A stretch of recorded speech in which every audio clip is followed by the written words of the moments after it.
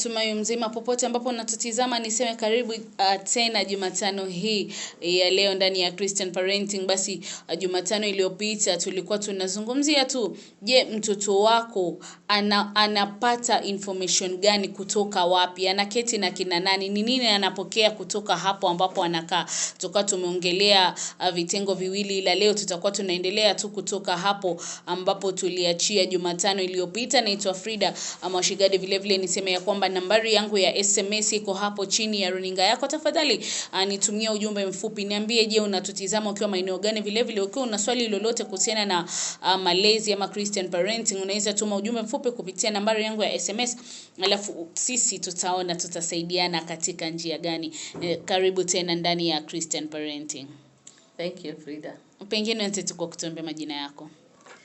Kwa jina langu naitwa Counselor Ann Mugo, na niseme ni furaha yangu kuwa katika hii kipindi tena.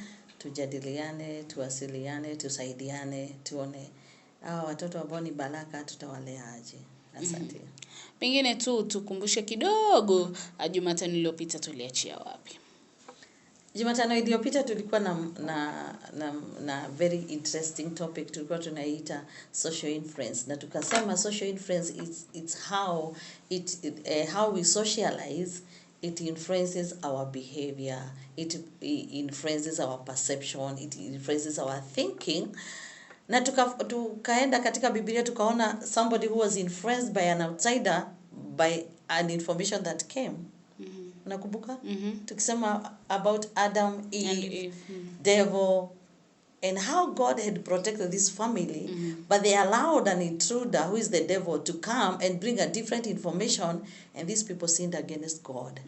And as God had said that the time you eat from this tree, you will die.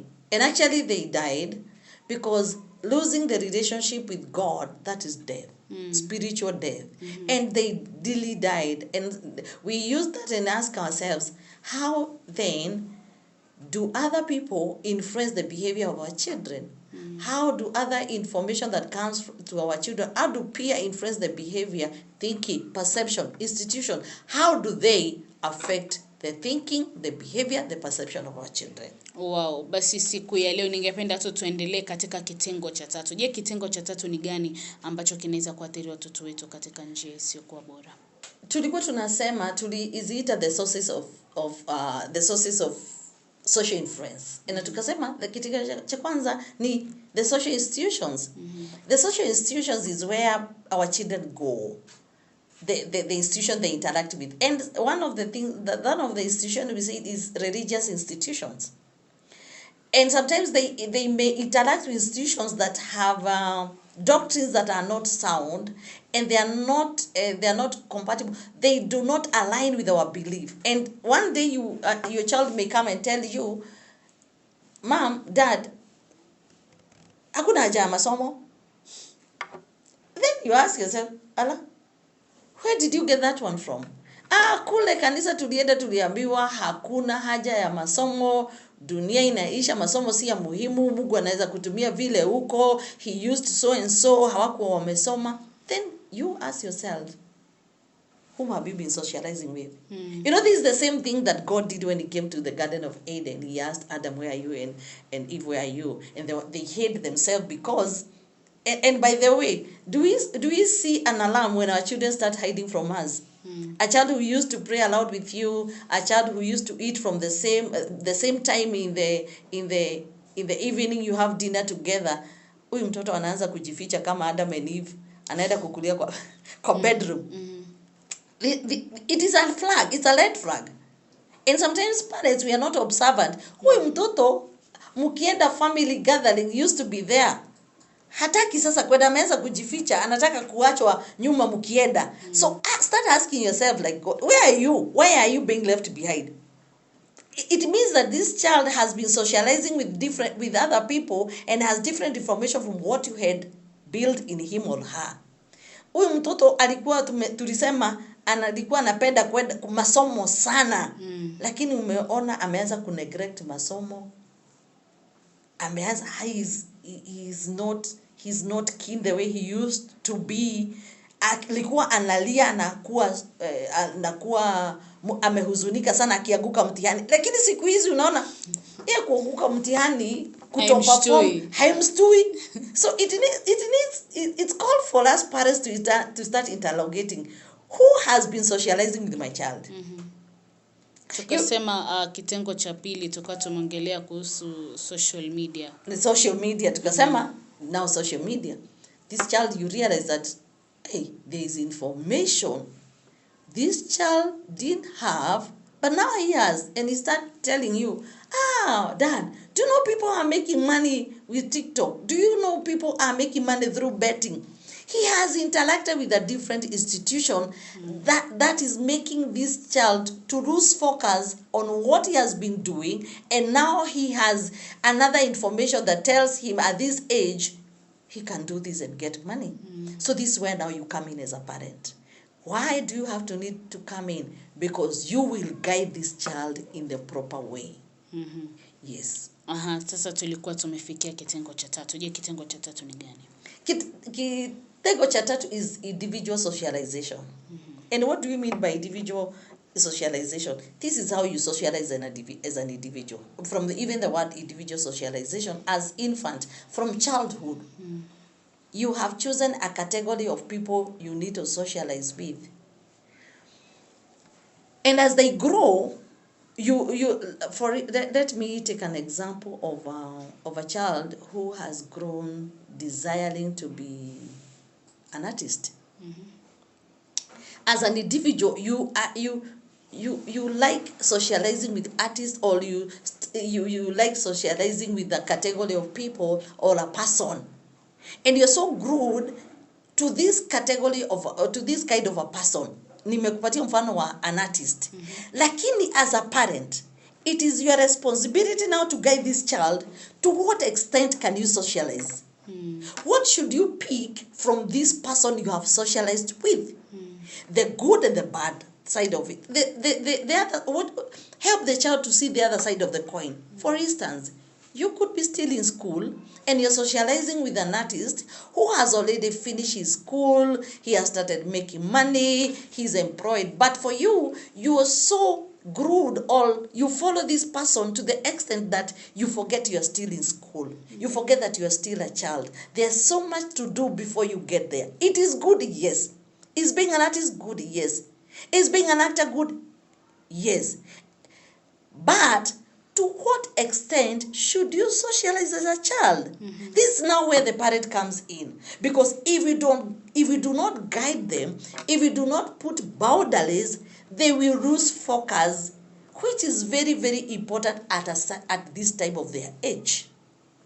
This is where the parent comes in and tells the child, yes, being an artist is good. Being an actor is good. But at what age is it good? At what age should it start bringing returns to you? Because if you lose your focus now as a child at this time, then it is a challenge. Yes. Hapo ndio inabidi unakuwa wazi, unamuelimisha mtoto. Hata kama unataka kutimiza talent uliokuwa nayo, pengine mtoto wa kiume anataka kucheza football, pengine anataka kucheza bake, mwingine anataka swimming. Sawa hiyo yote, lakini kila kitu kina wakati wake. Maana hata Biblia inasema kwamba God is a God of order. Siku ya kwanza hakuumba kila kitu akamaliza. Kila kitu aliumba na siku yake. Na siku ya kupumzika pia ilikuwa. Kwa hivyo inapasa ya kwamba mtoto wetu ajue kwamba leo naweza fanya hivi, wakati katika umri huu naweza fanya kitu hiki, wakati huu kitu kizuri ni hiki, na wakati huu kitu kizuri ni hiki. Yani aende katika njia mwafaka. Now, this is where we say that it is very important for parents to be present. Present in this, that every step of life you are guiding the child. Because what this child may be agitating for may not be bad at per se, but is it the right time? Exactly. When at which stage of life? For instance, I find children who are very good dancers. Very, very good dancers. And they want to join the dancers of a certain group, but at the expense of what?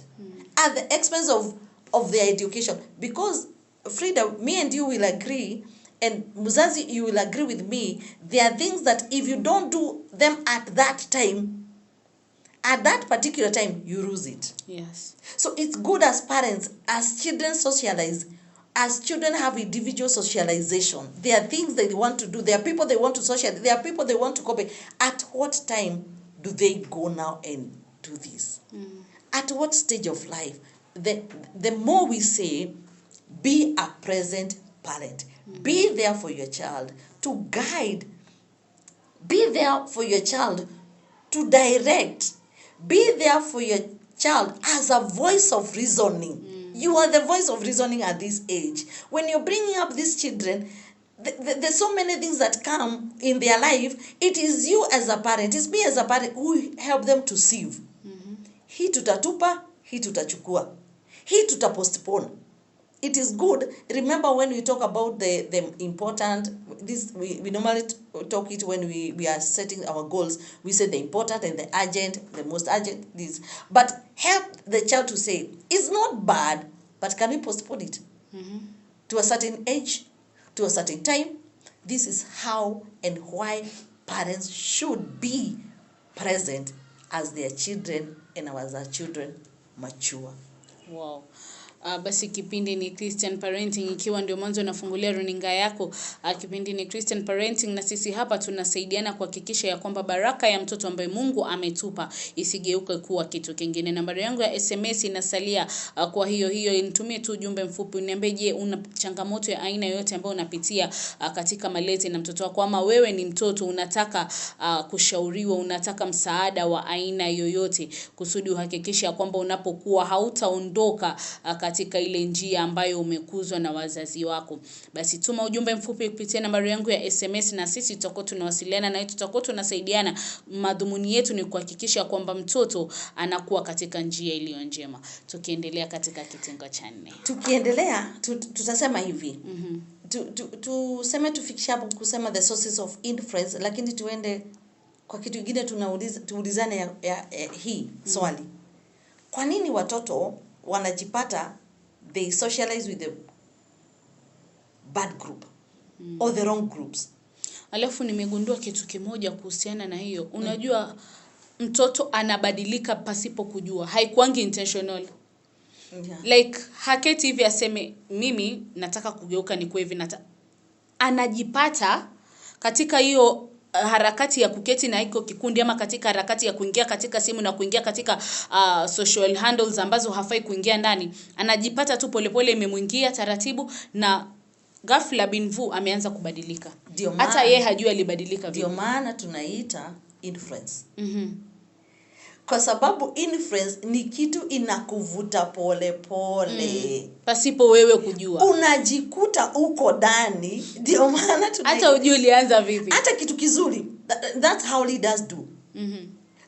A leader influences us to think as he does. Na tunajipata sasa we have been influenced. That is even hata sisi tukiwa hivyo tuko, si watoto peke yake. That's how leaders influence us to think the way they think, to go the way they are telling us to go. They influence us pole pole. And this is why we are saying that mtoto pengine for ile kitu tunataka kutako sasa hii. How do children find themselves being influenced? Number 1, they want to comply. Lakini ndani yake utakuta pengine huyu mtoto ako na dissenting voices. Kuna kitu ndani yake hataki kwa hii kitu, lakini amejikuta kwa sababu anataka kucomply with the peers. For instance, I'll give you an example. When children organize for strikes in schools, ni watoto wote wanakuwa wamekubaliana na mgomo? Hapana. Wengine this is why we say they comply. They want to comply with the rest of the group. Wanajipata ya kwamba hii kitu imepangwa, we have been influenced to strike, but deep inside anajua ya kwamba hii kitu, this is not the right thing to do. But because they want to comply, they want to go with the masses, they want to go with the rest of the children, they go with the rest of the peers, they find themselves in strike. But deep inside themselves, they have a dissenting voice. Kuna kasauti na kuambia, this is not the right thing to do. We could have done it differently. That's a dissenting voice. That's a private voice. Ni kasauti inakwambia, no, don't. ninakumbuka tukiwa watoto when we were going to school, there's a in ile njia tulikuwa tunapitia tukienda shule, kulikuwa na shamba ya our neighbor. Yeye alikuwa faa kidogo, lakini shamba yake ilikuwa sasa njia ya ile tulikuwa tukipitia shule ilikuwa na miwa. Na sasa unajua watoto na miwa. So tulikuwa na tabia ya kuchuna miwa kwake, tunaenda tukikula shule. Mimi kwangu nilikuwa najua hii ni hatia. Nikiwahi patikana na wazazi wangu, I am one of those girls. All those children wanachukua miwa kwa huyu mzee, that will be bad news for me. Lakini I wanted to comply. Hizi wale watoto wote tunaenda shule pamoja wanafanya hivyo. Tukipatikana tutapatikana wote. Lakini it didn't occur to me that okay, the punishment will be isolated. It will be as per individual. Lakini I wanted to comply. Singetaka kuonekana ni mimi ninajifanya mjeuli ama mjuaji sana, ana mimi I'm the righteous girl, I'm the good girl. But I knew deep inside me, from how I've been brought up, from the morals that zimewekwa na wazazi wangu, hii ni hatia kubwa sana. But I wanted to comply. So through compliance, watoto wanajikuta wame socialize with the wrong people. They have found themselves with the devious character, with behaviors that are not consistent with the family, because they simply want to comply. Wow. Na hiyo ni ukweli kabisa, manake nimegundua kwamba watoto wengi hawafanyi kwa kutaka. Nikawa nakumbuka ya kwamba kuna mtoto fulani alikuwa very very bright. Yaani huyo mtoto kama ulitaka kutoa baina ya watoto ambao unajua unaweza angalia hivi mtoto sema huyu yenyewe ana future.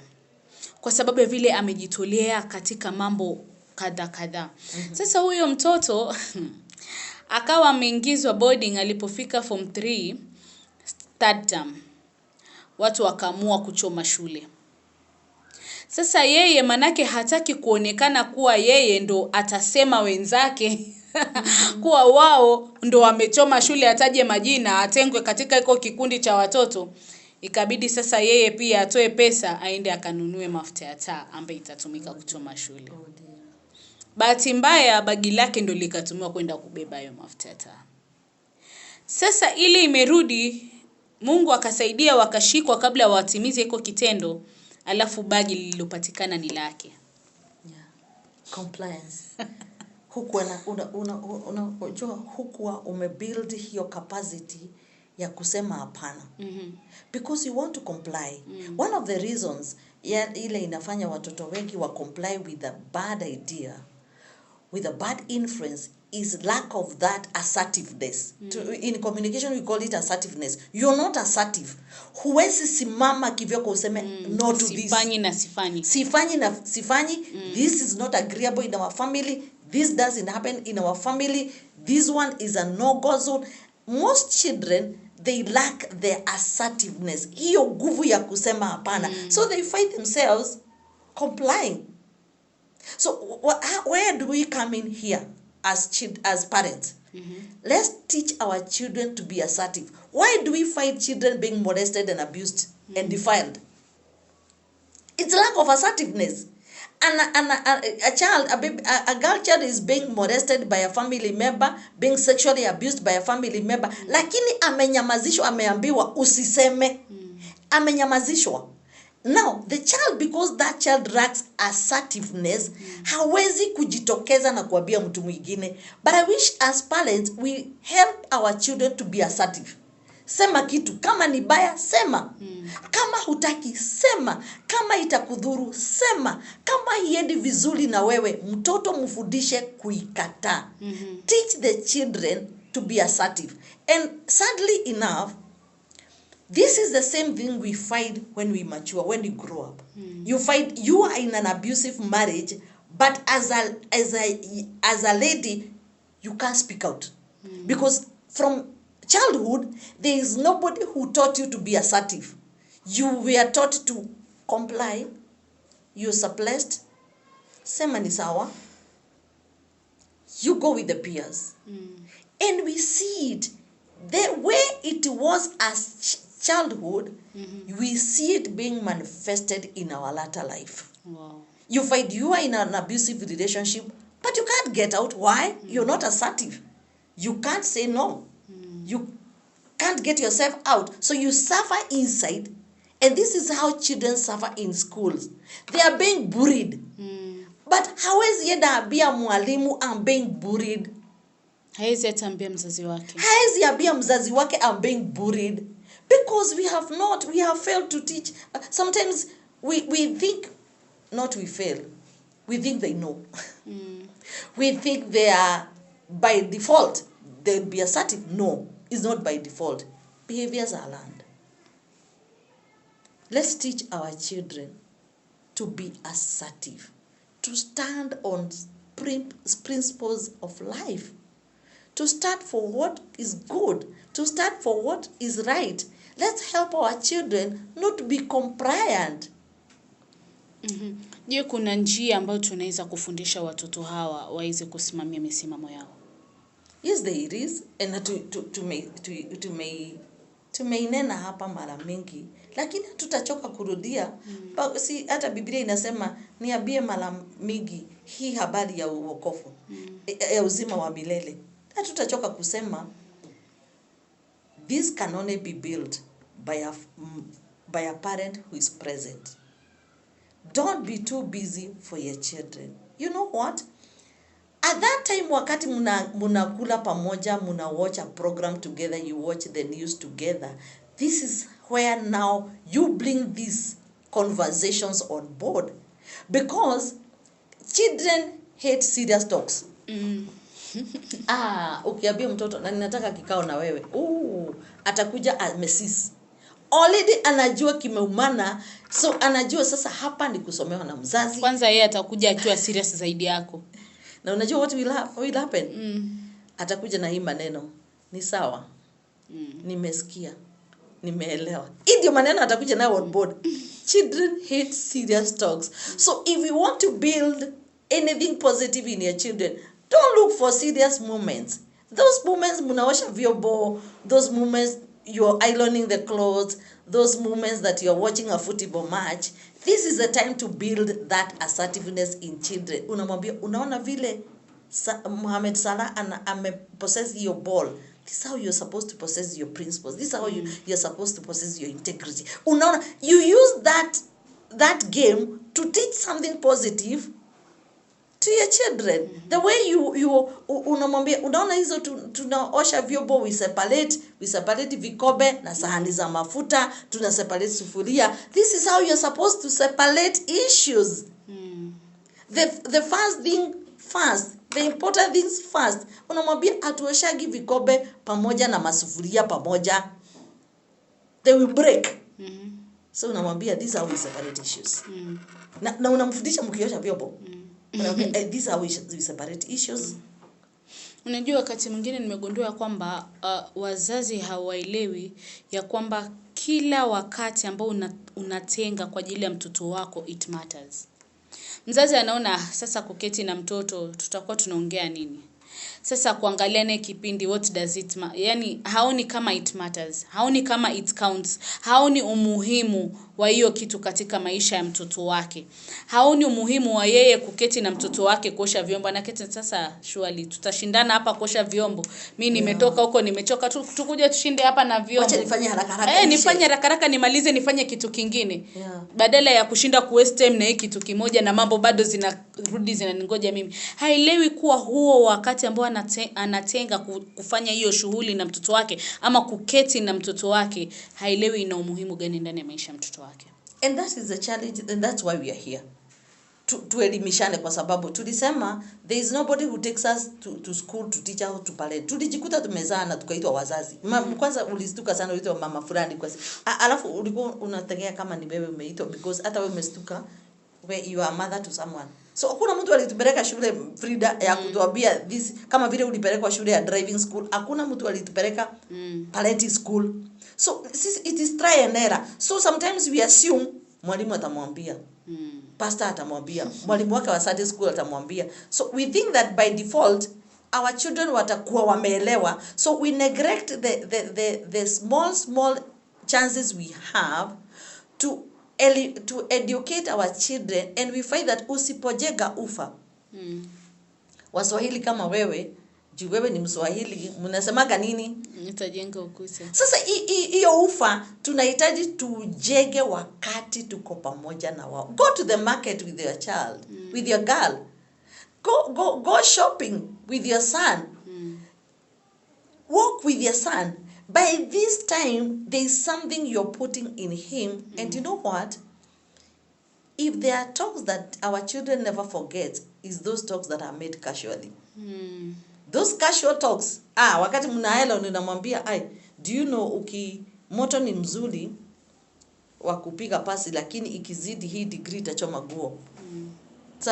Hapo ndipo unamwambia kukua na urafiki ni vizuri, mapenzi ni mazuri, lakini ukiongeza sana uifanye wakati isiyo yake, itakuumiza wewe mwenyewe na utachoma guo, na guo ni yako, hata wewe utajichoma na life ni yako. So I would wish that as parents we do not neglect those small moments that God gives us to be with our children. Wakati unamwendea shule, have a conversation. Musikuje nyamaziana kwa gari na mtoto wako. Use the nature to teach a child.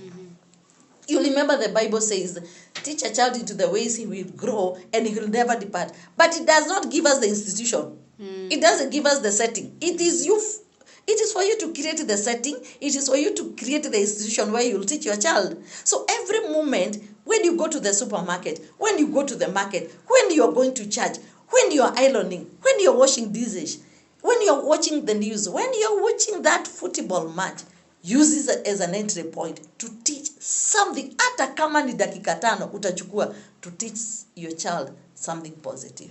Yani kila wakati ni wakati wa kusoma kwa mtoto wako. I am telling you, hakuna wakati wa kupumzika. Frida, as long as we are parenting, hakuna wazazi hatuendagi holiday. 24/7 365 days. We are there teaching our children in every aspect of life, and we never lose any opportunity. We don't squander. Let me use the word squander. We don't squander these opportunities. Anytime I have seen a very sad, Frida, niruhusu niseme hii. Nimeona kitu imekuwa baya sana kwa wazazi. Mimi ni mzazi mwenzenu, lakini wacheni niseme hii. Hii thread tumeanza nayo. Wakati watoto wamefunga shule, the following day wanasafirishwa Geshagi Express na wanapeanwa kwa gari shosho awachukue stage. My goodness, we are doing a lot of disservice to our children.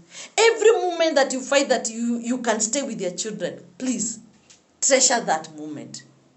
Treasure that moment. We have realized also, statistics say that the areas that our children are being molested and abused is within the circles of the family. Sasa umewasafirisha Geshagi, wakakae na nyanya yake, an old woman, for heaven's sake. What are we doing this to this woman? Cousins wako hapo, brothers wako hapo, uncles wako hapo. They start molesting our children and we are thinking, wako kwa shosho yao. Mungu atusaidie, manake jamani hatuendi mahali kufundishwa kuhusiana na kulea watoto wetu. Na kila kitu wakati tunafanya, unajua wakati mzazi anapeleka mtoto wake huko aende akakae na shosho wake, yeye kwa akili yake anaona anafanya kitu kizuri. Ni kizuri. Hajui ni matari gani analeta katika maisha. Very counterproductive. Najui ni nini analeta katika maisha mtoto wake. Basi siku zote tunasema tunamaliza. Sio sababu tunataka kumaliza, lakini jamani muda hauko pamoja nasi. Basi nimpe tu mgeni wangu fursa aseme neno lake la mwisho, alafu tumalizie kutoka hapo. My parting shot will be, kuwa na wivu na mtoto wako. Wow. Kuwa na wivu na mtoto wako. Let your child be your child. Do the best you can. And in case you need help, don't shy off. Don't shy off to seek for help. That's why we are here. That's why counselors are there. Pastors are there. Relatives are there. Useme, mimi pale nimefika, ninahitaji usaidizi. Nimeona kijana wangu nimejaribu, lakini nimeona msichana wangu nimejaribu. Don't do this alone. Don't suffer alone. Don't suffer in silence. Na niseme kwa nini wazazi tuna suffer in silence. You think that the shame of that child is only yours alone. Huyu mtoto ni bibi ya mtu siku moja. Ni mwajiliwa wa mtu siku moja. So, let's share the burden don't suffer alone. Wow. Seek for help. Wow, ndio maana sisi tunasema jamani, kutoka hapa kitengo cha Christian Parenting ndani ya Clergy TV, tunasema nambari yetu ya SMS iko hapo chini. Sisi nia yetu ni moja tu, kuhakikisha hiyo baraka ya mtoto ambayo Mungu amekupa inabaki kuwa baraka na wala haigeuke kuwa kitu kingine. Naitwa Frida Mwashigadi, hadi Jumatano ijayo niseme usiku mwema.